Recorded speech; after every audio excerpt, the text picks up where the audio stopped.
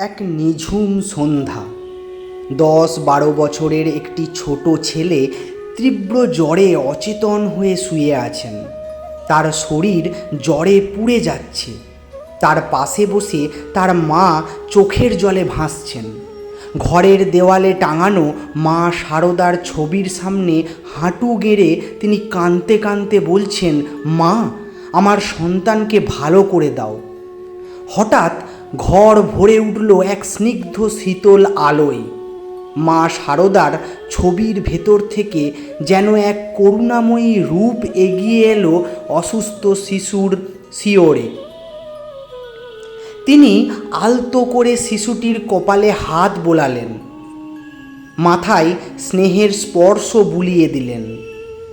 আর আশ্চর্য, ছেলেটির জ্বর যন্ত্রণা ধীরে ধীরে কমে গেল। তার মুখে ফুটে উঠল শান্তির ছাপ। কিন্তু জন্মদাত্রী মা কিছুই জানতে পারলেন না।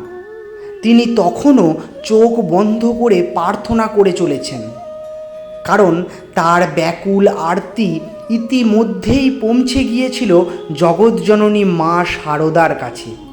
মা শারদা আজও তার সন্তানদের ডাকে সাড়া দেন। বিশ্বাস থাকলে তার কৃপা অলক্ষ্যেই নেমে আসে সকলের জীবনে। জয় ঠাকুর, জয় মা, জয় স্বামীজি। এরকম আরও ভিডিও পেতে আমাদের এই চ্যানেলটি সাবস্ক্রাইব করে আমাদের পাশে থাকুন। ধন্যবাদ।